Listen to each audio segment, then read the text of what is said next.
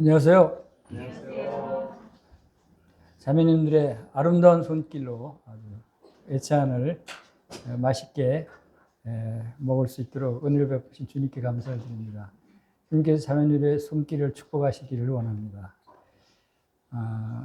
오후 시간은 이제 성막과 교회 9번째 강의 내용인데 질그릇 속에 담긴 보배의 실체 라는 주제로 말씀을 살펴보겠습니다.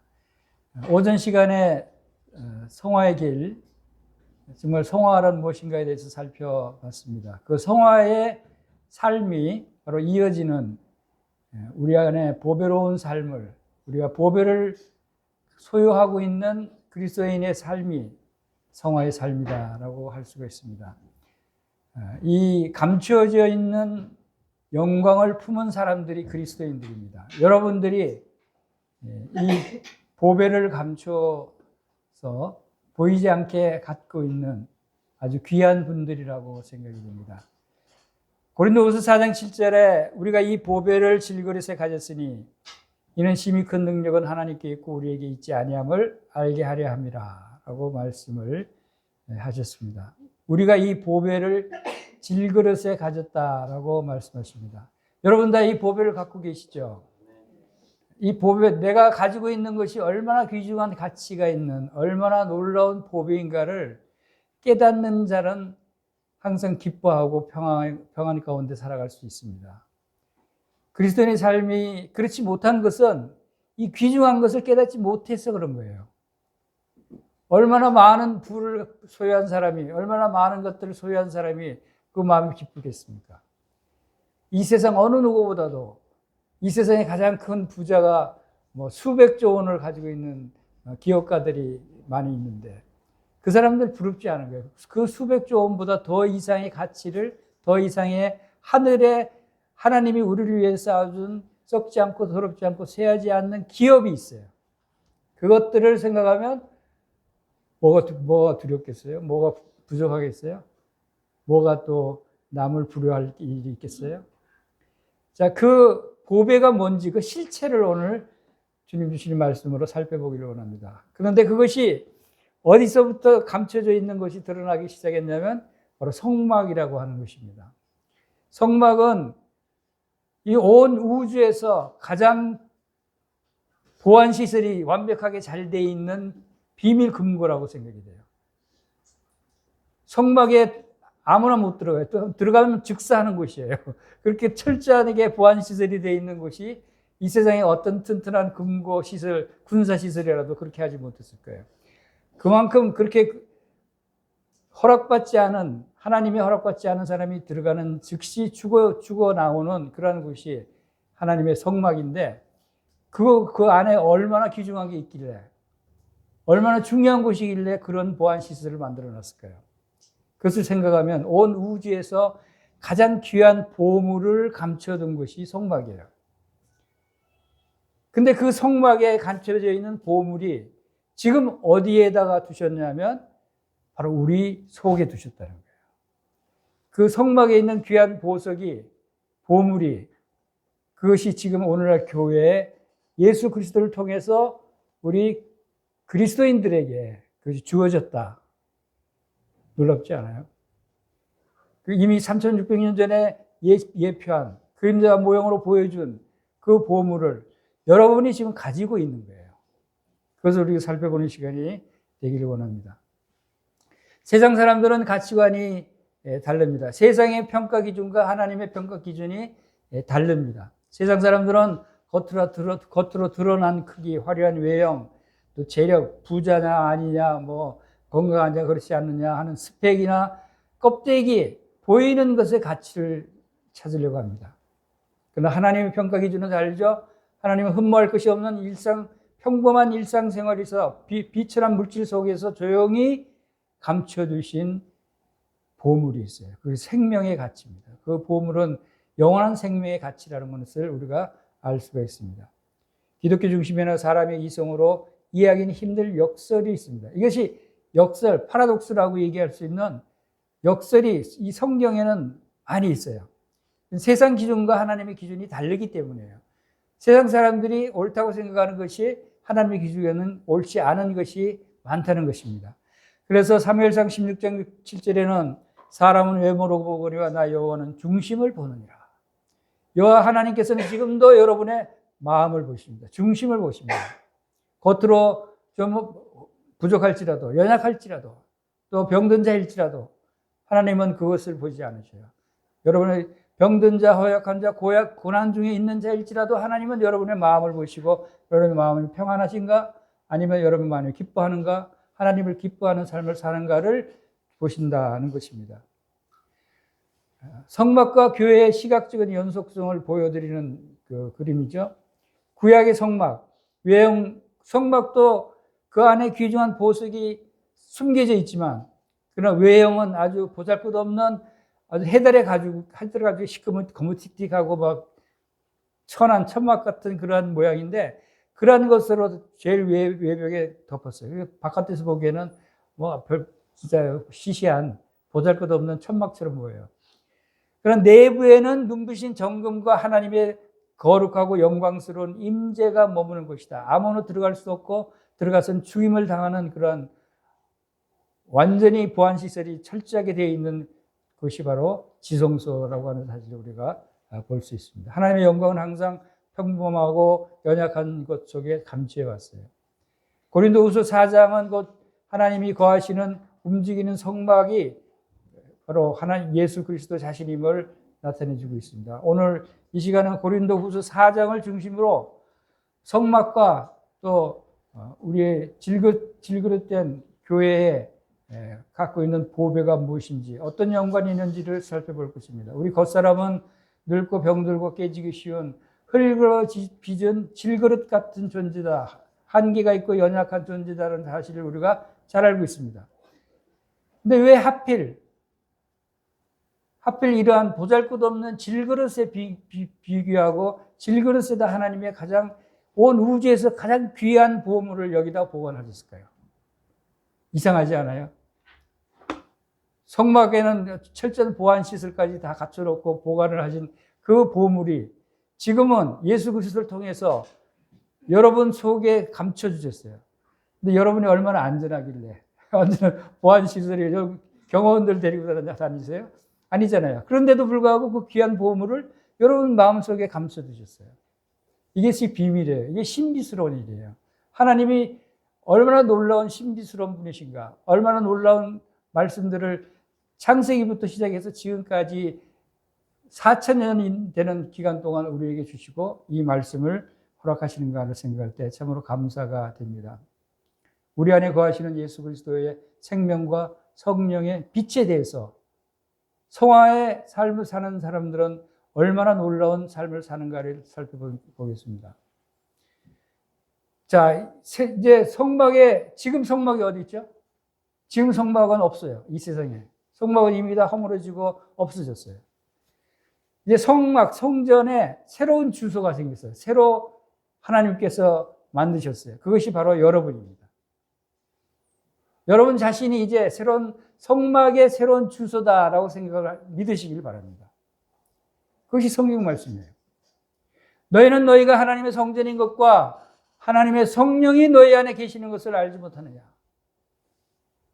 이것을 알지 못하기 때문에 보잘것없는 초라한 삶을 사는 것이 그리스도인이래요. 이것을 안다면 절대로 그런 삶을 살 수 없을 거예요. 외형적인 모습이 중요한 것이 아닙니다. 여러분이 하나님의 성전이고 하나님의 성전이라는 얘기는 그것에 성령이 거하신다는 거예요. 성령이 어떤 분이십니까? 하나님의 영이에요. 하나님 자신이에요. 하나님과 성령님과 예수 그리스도 삼위일체 되시는 하나님이 성령님이셔요. 그분이 여러분 안에 거하신대요. 전 여러분 볼 때 참 부러운 마음이 들어요. 저기 하나님 성령이 계시구나. 조심스러워요. 내가 함부로 대하면 안 되지. 우리 형제 자매들이 다 그래서 함께 하늘의 부르심을 입은 거룩한 형제여 자매라고 그랬어요. 히브리서 3장에. 함께 하늘의 부르심을 입은 거룩한 형제 자매라고 할 수 있는 것은 그 안에 하나님의 영이 임재해 계시기 때문에 그렇다는 것입니다. 이제 하나님의 집은 돌로 만든 건물이 아닙니다. 예수님을 주로 고백하는 여러분의 마음이 곧 지성소라는 거예요. 그래서 질그릇에 담긴 보배라고 고린도후서에서 말씀하고 있습니다. 이 질그릇은 연약한 질그릇 같지만 우리 안에 하나님의 영광을 아는 빛이 담겨져 있다는 것입니다. 이 말씀이 얼마나 놀라운 말씀인가를 오늘 이 시간을 통해서 알게 되시길 바랍니다. 고린도서 4장 1절에서 2절 말씀은 그러므로 우리가 이 직분을 받아 거룩하심을 입은 대로 낙심하지 아니하고 이에 숨은 부끄러움의 일을 버리고 속임으로 행하지 아니하며 하나님의 말씀을 혼잡하게 하지 아니하고 오직 진리를 나타내므로 하나님 앞에서 각 사람의 양심에 대해 스스로 추천하노라 하노라. 고린도서 4장 1절에서 2절 말씀입니다. 우리는 여기서 버려야 할 것과 취해야 할 것을 알 수가 있습니다. 버려야 할 것은 세상 방식이고 취해야 할 것은 진리를 나타내고 있는 것을 볼 수 있습니다. 버려야 할 것은 바로 숨은 부끄러운 일이라고 했습니다. 속임수라고 했어요. 말씀을 혼잡하게 하는 조작이라고 그랬어요. 그런 것들은 우리는 버려야 될 것입니다. 그리고 오직 취해야 할 것은 예수 그리스도만을 우리가 취해야 된다 하는 것입니다. 그리고 이러한 직분을 주신 하나님이 어떤 분이시고 이 직분의 기원은 뭐라고 그랬냐면 이 직분을 받아 긍휼하심을 입은 대로 긍휼하심을 입은 것이다. 우리는 하나님의 긍휼하심을 입은 자들입니다. 하나님의 긍휼하심이 없으면 하나님의 사랑이 없으면 우리는 즉사할 수밖에 없어요. 금방 죽을 수밖에 없어요. 죄 때문에. 하나님의 은혜는 하나님의 긍휼하심입니다. 하나님이 오래 참으시는 것입니다. 고린도후서 4장 3절에서 4절 말씀은 만일 우리의 복음이 가리었으면 망하는 자들에게 가려진 것이라. 그중에 이 세상 신이 믿지 않은 자들의 마음을 혼미하게 하여 그리스도의 영광의 복음의 광채가 비치지 못하게 함이니 그리스도는 하나님의 형상입니다. 여러분 복음 전하기 어렵죠. 복음을 받아들이지 않고 거부하고 미워합니다. 왜 미워합니까? 그들이 여러분을 미워한 것이 아니에요. 그들이 예수님을 미워하는 거예요. 하나님을 미워하는 거예요. 얼마나 큰 잘못입니까? 망하는 자들에게 가려진 것입니다. 여러분 복음을 받아들이지 않는다고 실망하지 마십시오. 여러분 전하시기만 하면 됩니다. 전하면 구원을 받게 하시든 미워하게 하시든 하나님의 뜻입니다. 그중에 세상 신이 믿지 않은 자들의 마음을 혼미하게 한다고 했습니다. 이 세상 악한 사탄의 신은 바로 믿지 않은 자들의 마음을 혼미하게 해서 그리스도의 영광의 복음의 광채가 비치지 못하게 한다. 복음은 그냥 복음이 아닙니다. 영광의 복음의 광채라고 표현하고 있습니다. 복음이 얼마나 놀라운 빛입니까? 성령의 빛이고 영광의 광채라고 말씀하십니다. 그리고 그것은 바로 그리스도를 통해서 예수님을 통해서 나타나는 영광의 광채다. 왜냐하면 예수 그리스도는 하나님의 형상이기 때문에.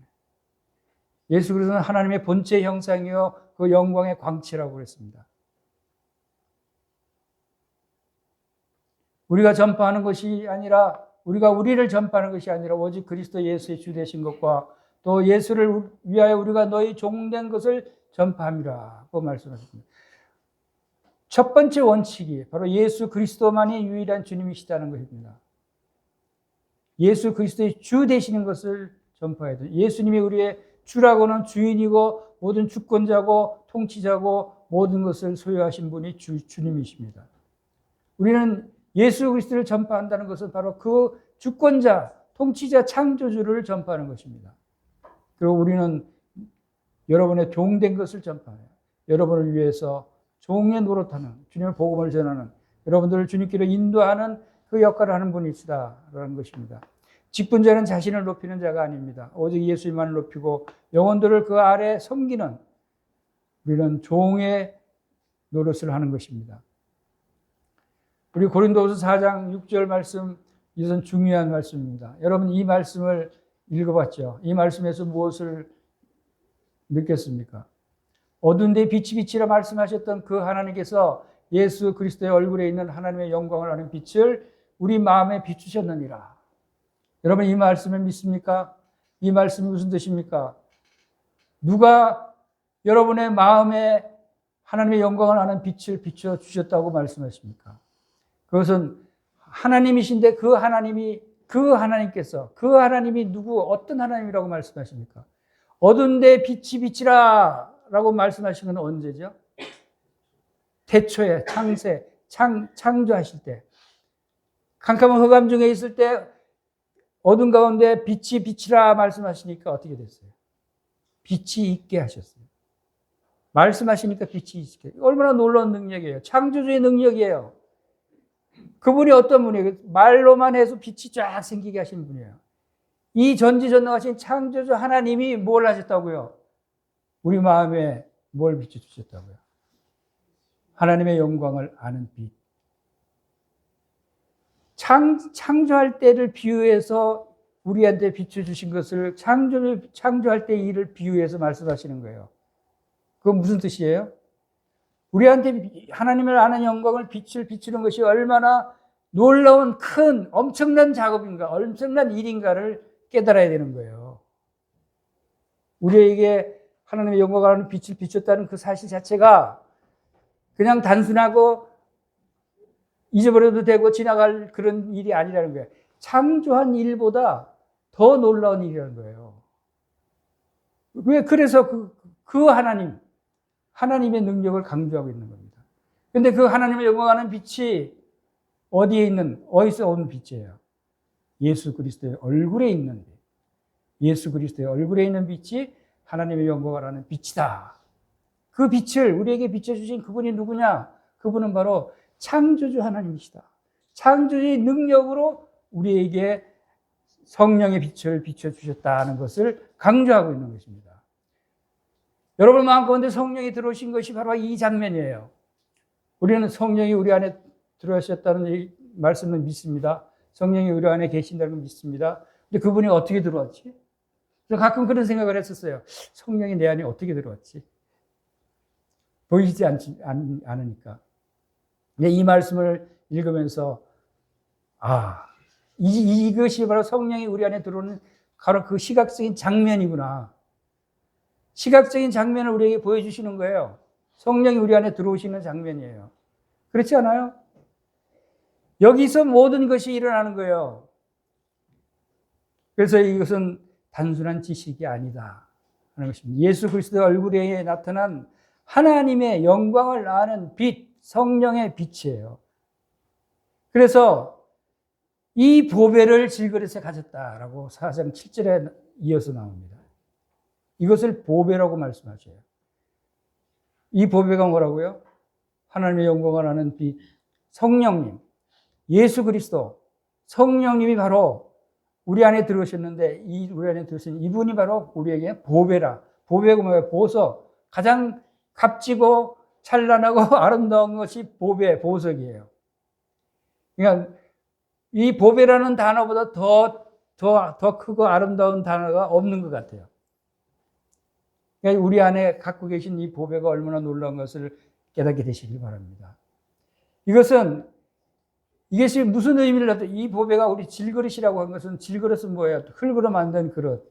왜 하필이면 이 귀중한 것, 우주에서 가장 귀한 보배를 금방 깨질 질그릇에 담아 두셨을까요?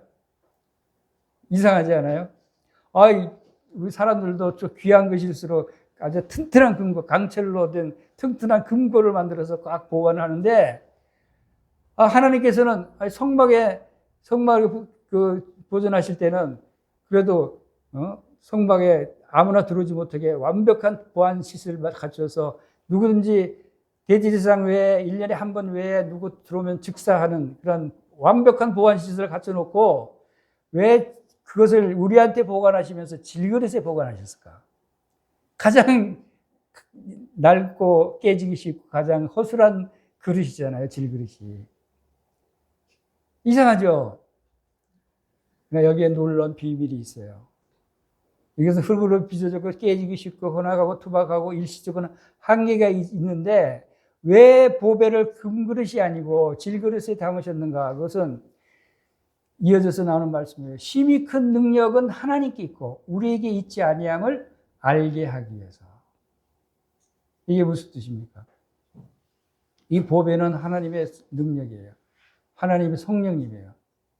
성령님이 우리 안에 있다는 것은 무엇을 의미합니까? 내 안에 하나님이 계시다는 것이고 하나님의 능력이 내 안에 있다는 거예요. 그것을 우리가 행하는 이 성령의 인도함을 받고 행하는 모든 일들이 내가 행하는 것이 아니라 하나님께서 행하시고 성령의 능력으로 행하는다는 것을 알게 하기 위해서. 그것을 알게 하기 위해서는 만약 금그릇을 만들어서 깨지지 않는 그릇이라면 거기에 가려져서 그걸 몰라요. 겉에 금그릇만, 나 육신만 드러나지. 그러나 내가 질그릇은 내가 깨지면 깨질 때 그 안에 있는 하나님의 놀라운 능력이 나타나고 보이고 전파되기 때문에 질그릇의 비유를 했다는 사실을 알게 됩니다. 왜 질그릇의 비유했는지를 알겠죠. 그래서 하나님이 우리가 깨지기를, 오전 시간에 우리 육신은 죽었다고 그랬습니다. 죽은 자로 여기라고 그랬어요. 깨져야 된다는 거예요. 우리 육신이 살아있으면 단단할수록 하나님이 가려져요. 우리가 연약하고 약하고 깨져야 그 안에 있는 성령님이 드러나신다는 것입니다. 내 삶의 힘이 큰 능력이 연약한 데서 나오는 것이 아니고 오직 내 안에 계신 하나님으로부터 나오는 것을 증명하기 위해서 이 질그릇을 주셨다는 것입니다. 그렇기 때문에 고린도서 4장 8절 9절에 우리가 사방으로 우겨쌈을 당하여도 쌓이지 아니하고 답답한 일을 당하여도 낙심하지 아니하고 박해를 받아도 버림받지 아니하고 거꾸로 뜸을 당하도 망하지 않는 이유가 바로 거기에 있는 거예요. 우겨쌈을 당해도 쌓이지 않는데요. 답답한 일을 당해도 낙심하지 않는다고 말합니다. 어떻게 그럴 수 있어요? 우리가 어떻게 이것을 알 수 있어요? 그것은 내 안에 하나님이 계시기 때문에, 우리의 보배로우신 주님이 계시기 때문에, 외부의 공격을 받아도 하나님께서 버림받지 않습니다. 거꾸로 뜨림을 당해도 망하지 않는다고 말합니다. 질그릇 자체는 타격을 받죠. 그러나 그 질그릇 자체는 깨지죠. 그러나 그 결과가 나타나는 것이 놀라운 하나님의 능력이 오히려 환하게 하나님의 영광이 드러나게 된다는 것입니다. 로마서 8장 38절 39절에는 내가 확신하노니 사망이나 생명이나 천사들이나 권세자들이나 현재일이나 장래일이나 능력이나 높음이나 기쁨이나 다른 어떤 피조물이라도 우리를 우리 주 예수 안에 있는 하나님의 사랑에서 끊을 수 없으리라고 하신 이 말씀이 왜 끊을 수 없는가를 알아야 돼요. 우리가 보배라고 그랬죠? 하나님의 능력이 그 안에 있기 때문에 이 세상 어떤 사망이나 어떤 생명이나 선사들이나 권세자들이나 현재일이나 장래일이나 어떤 무기가 공격해도 화살이 들어와도 뚫지를 못해요. 왜냐하면 우리 안에 있는 보석이 있기 때문에. 화살이 보석을 뚫을 수 있겠어요? 칼이 보석을 깨뜨릴 수 있겠어요? 우리는 보석 자체가 된 거예요. 성령님의 영광이, 하나님의 영광이 나타나는 것이죠. 그것이 바로 예수 그리스도 안에 있는 하나님의 사랑으로 만들어진 보석이다라고 하는 것을 우리가 알 수가 있습니다. 이러한 신뢰를 초대교회 중에 가장 큰 핍박과 환난과 고난을 당한 성도들이 있었어요. 카타콤의 순교자들 얘기를 들어보셨죠? 카타콤이라고 하는 것은 로마에 있는, 지금도 그 유적이 있는데 지하 무덤을 파서 로마의 핍박을 피해서 숨어 살던 곳이에요. 거기에 무려 300년 동안 기독교인들이 숨어 살았어요. 300년 동안. 거기서 태어나고 거기서 자라고 거기서 죽고 하는 일생을 거기서 보낸 사람들이 얼마나 많았겠어요? 왜 그랬어요? 로마 네로 황제를 비롯해서 계속 300년 동안 로마 제국이 기독교인들을 잡아서 옥에 가두고 죽이고 동물박이 되게 하고 잡히기만 하면 죽어야 되니까 숨어서 살 수밖에 없었어요. 근데 저도 거기를 방문해 봤는데 카타콤에 들어가 봤어요. 이 사진에 보이는 대로 이런 식으로 돼 있어요. 여기에 동굴을 파서 옆에 조금 길게 파서 거기서 잠을 자요. 침대예요, 거기가. 그 안에 조그마한 광장도 있어요. 예배드리는 장소도 있어요. 침례탕도 있어요, 그 안에. 무려 수백 킬로가 되는 그 어마어마한 넓이에 수많은 100만 명 가까이가 그동안 300년 동안 살았다는데 그런 엄청난 핍박 가운데서도 죽지 않고 시들지 않고 살아남고 하나님께 영광을 돌린 그 기록들이 오히려 로마 제국은 없어졌어요. 망했어요. 그러나 그런 기독교인들은 오히려 부흥해서 이제 밖으로 나와서 얼마나 활발하게 복음을 전하고 활동을 하고 있습니까? 카타콤에 어떤 신앙을 가지고 그들이 숨어 살았는가를 알 수 있는 증표가 되는 상징적인 것들이 발견이 됐는데 4대 상징이 바로 첫 번째 닷이 발견됐어요. 구원의 확신과 안전한 영원한 항구에 도달할 것이라는 궁극적인 소망을 가지고 닷을 새겨서 그들이 그걸 영혼의 닷, 이것은 예수 그리스도, 성소의 영혼의 닷은 하늘 성소, 하늘 지성소에 꽂혀 있어요. 그래야 움직이지 않고 흔들리지 않죠.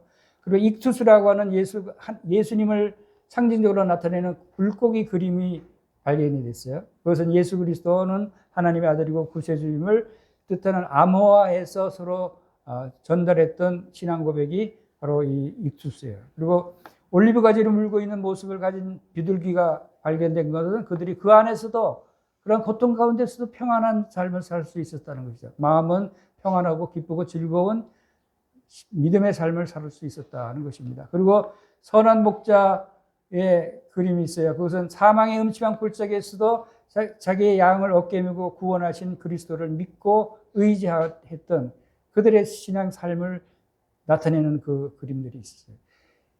그 지하 무덤에서 오랫동안 고통받는 생활을 하면서도 이런 소망을 잃지 않았어요. 영혼의 닷을 하늘에 두고 그들은 평안한 가운데 주님을 기다렸다고 하는 기록을 우리가 볼 수 있습니다. 그래서 고린도후서 4장 10절에는 우리가 항상 예수 죽음을 몸에 짊어지면 예수의 생명이 또한 우리 몸에 나타나게 하려 합니다. 우리가 환난과 고난 가운데서 우리의 고통 가운데서 예수의 죽음을 십자가의 고난을 생각하면서 짊어지는 삶을 살 수가 있습니다. 성막들에서 번제단에서 희생제물이 드려지듯이 성도의 삶은 매일 자신의 자아를 십자가에 못 박는 삶이 됩니다. 그리고 질그릇이 깨지는 동안 자기 부인을 통해서 내 안에 갇혔던 예수 그리스도의 생명이 밖으로 흘러나오는 질그릇이 깨짐으로써 나타나는 하나님의 영광이 드러나는 삶을 사는 것입니다. 십자가의 고난은 형벌이 아니라 우리 육체에 그리스도가 살아계심을 증명하는 유일한 통로인 것입니다.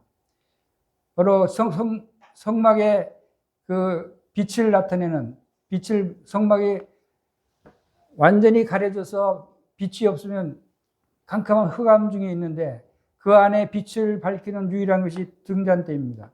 이 등잔대에서 밝히는 그 빛이 그 안에 모든 기구들을 밝히고 하나님께 제사를 드리는 일을 합니다. 이 등잔대가 바로 성소의 빛의 역할을 하는데 이 등잔대가 어떻게 만들어지는 과정이 나와 있습니다.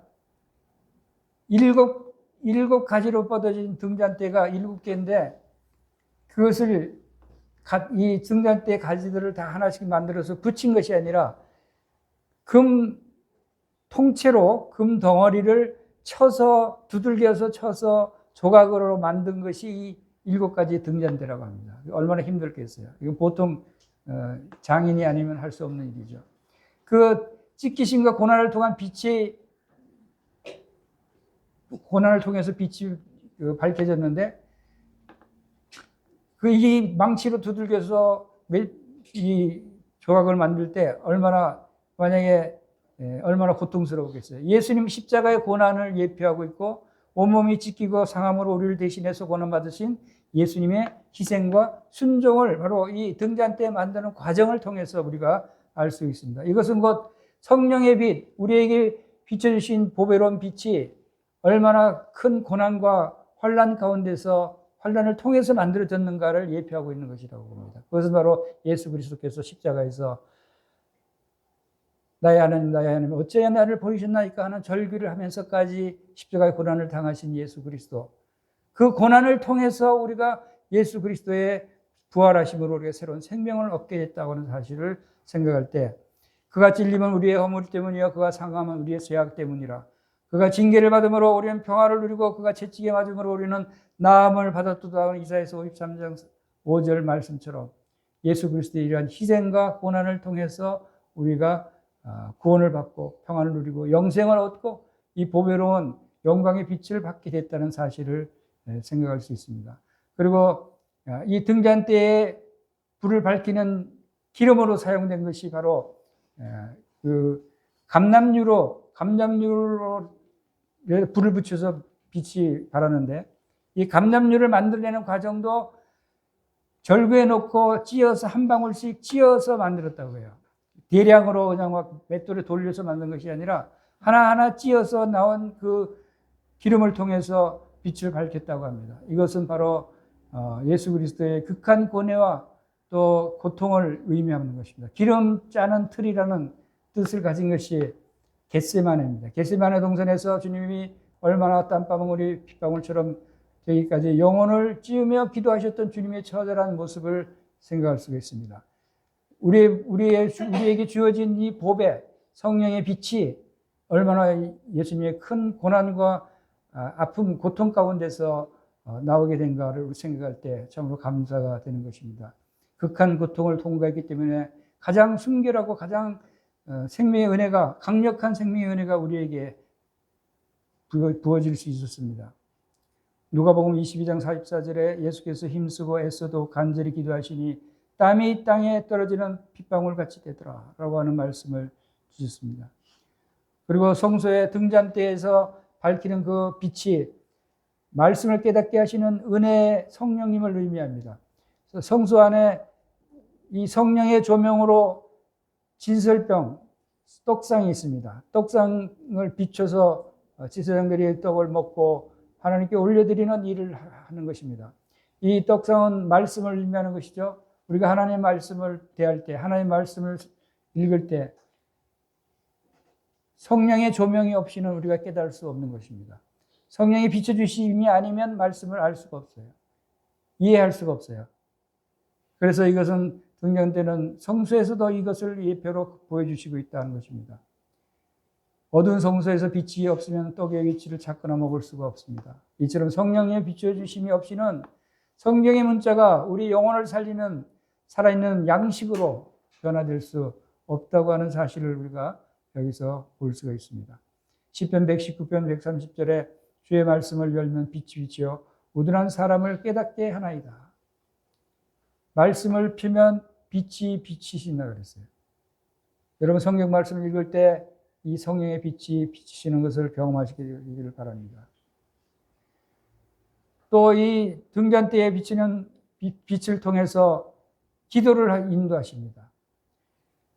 성소에 분향단이 있습니다. 분향단도 이 빛이 없으면 볼 수가 없어요. 분향을 할 수가 없어요. 이 성령의 빛으로 기도를 인도하시는 하나님의 은혜를 우리가 여기서 발견할 수 있습니다. 빛 안에서 드리는 기도, 어둠 속에서는 밝은 향을 피울 수가 없습니다. 우리의 기도는 오직 진리의 빛 대신 성령의 인도하심 아래 있을 때만 하나님 뜻에 합당한 온전한 기도로 승화되는 것입니다. 우리는 마땅히 기도할 바를 알지 못하지만 생명의 빛 대신 성령께서 친히 우리를 올바른 기도의 자리로 이끄십니다. 로마서 8장 26절처럼 이와 같이 성령도 우리의 연약함을 도우시나니 우리는 마땅히 기도할 바를 알지 못하나 오직 성령이 말할 수 없는 우리를 위하여 친히 간구하시느니라. 성령께서 우리의 기도를 인도하시는 것입니다. 왜 하나님은 금그릇이나 천사를 사용하지 않으셨을까요? 그것은 환난이나 가난이나 실패로 내 껍데기가, 내 육신이, 내 겉사람이, 질그릇이 깨어지는 고통의 순간은 사실 내 안에 예수님이 가장 밝게 드러나는 기적의 순간이라는 것입니다. 우리가 깨어질 때 바로 이 안에 있는 보배가 드러나는 것이죠. 우리는 예수 그리스도가 드러나는 삶을 살아야 하는 것입니다. 고린도서 4장 8절에서도 우리가 사방으로 우겨쌈을 쌓여도 당하여도 쌓이지 아니하고 답답한 일을 당하여도 낙심하지 아니하며 거꾸로 또 힘을 당하여도 망하지 아니하고 라고 하는 말씀이 있습니다. 우겨쌈을 쌓여도 그 안에 있는 보배는 쌓이지 않습니다. 답답한 일을 당해도 우리 안에 있는 성령의 능력으로 우리는 낙심하지 않습니다. 거꾸로 뜨림을 당해도 우리는 절대로 망하지 않습니다. 절대로 멸망하지 않습니다. 우리에게는 영생의 생명이 우리 안에 있기 때문입니다. 고린도서 4장 11절에는 우리 살아있는 자가 항상 예수를 위하여 죽음에 넘겨짐은 우리 예수의 생명이 또한 우리 죽을 육체에 나타나게 하려 함이라. 우리가 죽음에 넘겨질지라도 우리 육체를 통해서 육체가 깨어지고 육체가 허물어질지라도 그 안에서 생명이 나타나는 것입니다. 믿지 않는 사람들은 육체가 허물어지면 그 영혼도 허물어집니다. 그러나 그리스도인들은 우리 이 보배를 질그릇에 가진 사람들은 육체가 깨어질수록 생명이 나타나는 것입니다. 고난과 자기 부인은 일회성 이벤트가 아니라 지속적인 신앙의 상태다라고 하는 것을 알 수가 있습니다. 고린도서 4장 12절 말씀에는 그런즉 사망은 우리 안에서 역사하고 생명은 너희 안에서 역사하느니라. 생명은 너희 안에, 여러분 안에서는 생명이 역사하게 되는 것입니다. 복음의 전파를 할 때 사망이 역사하게 됩니다. 핍박을 받고 매맞고 굶주림이라는 고난을 묵묵히 견뎌내는 전도자의 희생이 있습니다. 사망이 사도 바울과 많은 전도자들을 위해 고통과 사망이 역사했습니다. 그러나 그 결과 복음의 생명은 복음을 들은 성도들에게 역사하는 것입니다. 그 헌신을 씨앗으로 삼아서 교회 성도들에게 구원과 평안이 피어나는 것입니다. 한 가정, 한 교회 공동체가 살아가기 위해서는 누군가가 기꺼이 십자가의 고난을 품고 밑거름이 되어야 된다. 그리스도인의 희생이 없이는 복음이 전해지지 않는다는 것입니다.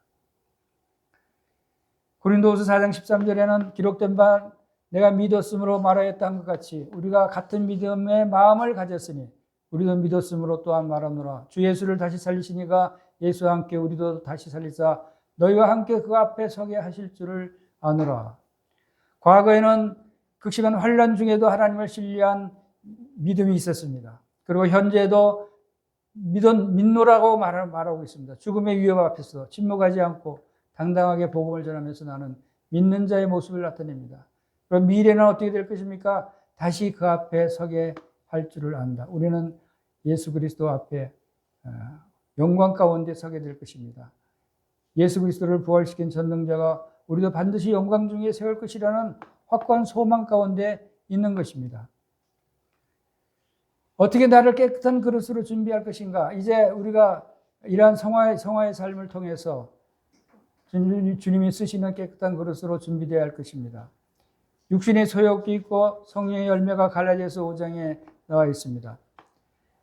성막 바깥을 두른 하얀 세마포 울타리가 성막을 둘러서 이렇게 구분해서 나눠져 있습니다. 성막 안은 거룩한 장소요, 성막 밖은 거룩하지 않은 곳이라고 하는 구분을 분리시킨 것을 보게 됩니다.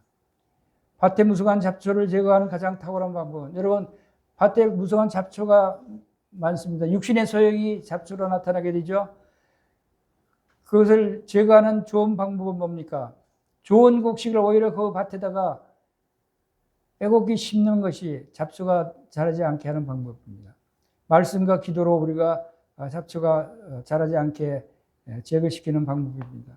매일의 삶 속에서 말씀과 기도에 집중하는 것은 적극적인 신앙생활을 통해서 우리 내면을 깨끗게 할 수 있는 것입니다. 내가 이르노니 너는 성령을 따라 행하라. 그래야만 육체의 욕심을 이루지 아니하리라. 성령을 따라 행하라. 그래야만 육체의 욕심을 이루지 아니하리라. 육체의 욕심을 갖지 말아라가 아니라 육체를 두들겨 패라. 육체를 잠거라. 뭐 이런 말씀이 아니라 성령을 따라 행하라는 거예요. 방법은 바로 여기에 있습니다. 성령을 따라 행할 때 육체의 욕심이 없어지는 것입니다. 밭에 곡식을 가득히 잔뜩 심을 때 잡초들이 줄어드는 것입니다. 생기지 않는 것입니다. 그래서 성령의 열매는 갈라디아서 5장 22절에 9가지 성령의 열매에 대한 말씀이 나옵니다. 성령의 열매가 어떻게 맺힐 수 있습니까? 사랑과 희락과 화평과 오래 참음과 자비와 양선과 충성과 온유와 절제니 이 같은 것을 금지할 법이 없느니라 라고 말씀했습니다.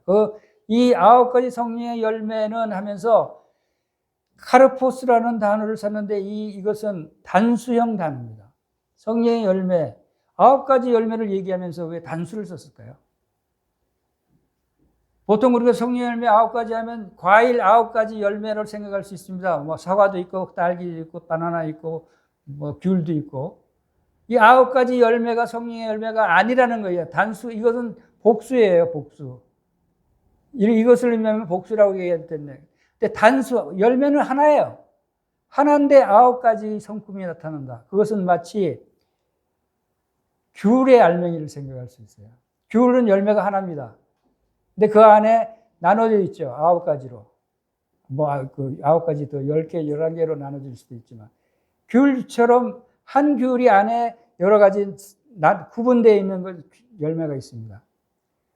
왜냐하면 성령의 열매는 그건 나무가 같은 한 나무예요. 한 나무에서 성령이라고 하는 한 나무에서 나온 열매는 한 나무의 열매죠. 그러니까 성품이 DNA가 같다는 얘기죠.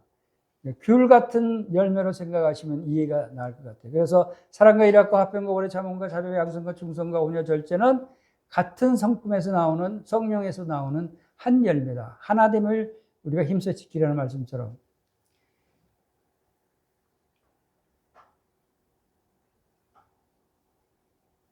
그래서 이 부서짐을 두려워하지 않는 위대한 생명력이 우리에게 있다고 하는 사실을 우리가 기억해야 됩니다. 고난 가운데 광야의 풍파 가운데서도 버텼던 성막의 모습, 또 십자가에서 고난받으시고 고통 가운데 환난 가운데 있었던 예수 그리스도의 고난을 통해서 바로 우리 안에 깨지시는 질그릇 안에 성령의 빛이 들어오서 보배로운 빛이 우리 안에 들어오셨다 하는 것을 볼 수가 있습니다. 우리가 항상 예수의 죽음을 몸에 짊어지면 예수의 생명이 또한 우리 몸에 나타나게 하렵니다 하는 것입니다. 해달의 가죽 같은 십자가의 좁은 길을 걸어가신 예수님처럼 나의 겉사람이 부서지는 고통은 도리어 내 안의 속사람을 새롭게 빚어가며 그리스도의 빛을 온 세상에 내뿜는 가장 영광스러운 통로가 되는 역할입니다. 여기 뒤에 $100짜리 돈이 사진이 들어와 있죠. 자, $100짜리를 막 구겨서 확 몇 번 밟아버리고 던졌어요. 그럼 여러분 죽어가겠습니까? 죽어가지 않겠습니까? 죽겠어요? 아, 더러운데? 막 구겨졌는데? $100의 가치는 변하지 않았어요. 겉 모양은 구겨지고 더러워지고 훼손됐지만 그걸 은행에 가져가면 바꿔줘요. $100로 바꿔줘야 하는 거예요. 바꿔줍니다. 왜? $100의 가치는 살아있으니까. 질그릇에 보배를 담은 우리 성도들이 질그릇이 깨지고 보잘것 없어지고 또 병들어서 어려워지고 많은 핍받고 환난 가운데 고통 가운데 있어서 보잘것없이 보일지라도 그 안에 가치는 줄어듭니까? 줄어들지 않습니까? 줄어들지 않아요. 그 안에 보배는 변하지 않아요. 하나님 심겨주신 성령의 보배는 그 가치가 영원하다는 것을 우리가 기억해야 됩니다. 그래서 베드로전서 2장 9절에 우리의 가치는 우리의 어떤 사람들이라고 했습니까? 그러나 너희는 택하신 족속이여 왕같은 제사장들이여 거룩한 나라요 라고 했어요. 그러나 너희는, 여러분들은 지금 이 말씀을 받은 기독교인들이 얼마나 어려운 핍박 가운데 있었습니까? 고난 가운데 있었습니까? 그러한 어려움과 환난과 고통 가운데 있었을지라도 그러나 너희는 뭐라고 누구라고요? 택하신 족속이야. 누가 택했다고요? 하나님이 택하셨다는 거예요. 왕 같은 제사장들이요. 제사장들이요라고 안 했어요. 얼마나 이게 놀라운 말씀인지 아십니까? 왕 같은 제사장이라는 건 왕이기도 하고 제사장이기도 하다는 얘기예요. 옛날 이스라엘 백성들에게는 왕과 제사장이 분리되어 있었어요. 제사장이 왕 노릇할 수 없었어요. 왕이 제사장 노릇하면은 죽임을 당했어요. 철저히 구별되어 있었어요. 그런데 오늘 신약교회 성도들은 왕 같은 제사장이라고 그랬어요. 왜 그렇죠? 누구를 잘 본받아서 그렇죠? 예수 그리스도를 본받아서. 예수 그리스도는 왕이셔요. 만왕의 왕이십니다. 유대인의 왕이고 만왕의 왕이고 만왕의 왕으로 이 세상에 다시 오실 재림하실 분이시에요. 그 왕이 우리의 제사장이에요. 그것도 대제사장이에요. 그것도 영원한 멜기세덱의 반차를 쫓는 대제사장이시라고 그랬어요. 그분을 닮은, 그분과 같은 계열의 왕 같은 제사장이 바로 우리 오늘날 신약교회 성도들이라는 거예요. 신약교회 성도들의 신분이 이렇게 놀라운 거예요. 유대인들의 대제사장과 비교도 안 돼요.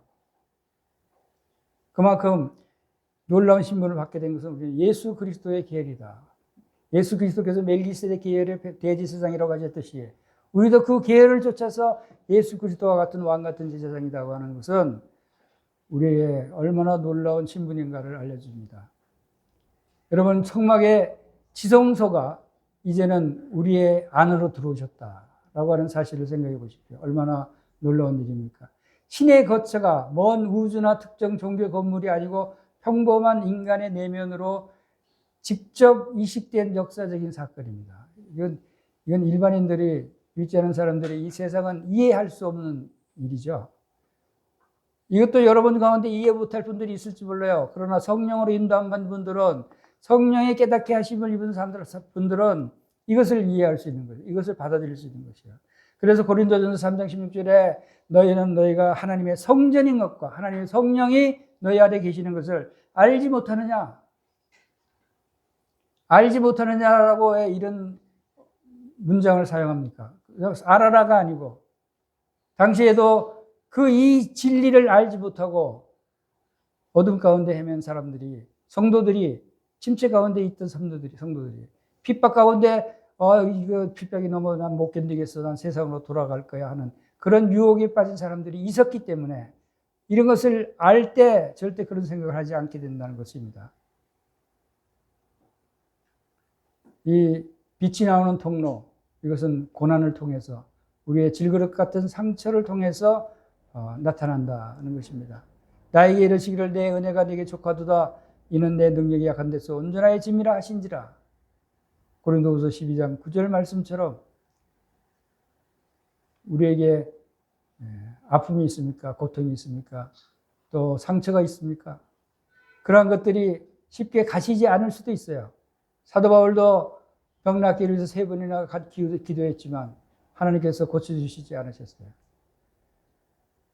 그 상처들을 통해서 사도 바울 가운데 있는 그 내면에 있는 보배가, 성령의 빛이 더 환하게 드러날 수 있기 때문에 하나님께서 바로 그 은혜로 주셨다라고 하는 것입니다. 사도 바울은 그것을 깨달았어요. 그래서 나에게 이르기를 내 은혜가 내게 족하도다. 내 능력이 약한 데서 온전해집니다.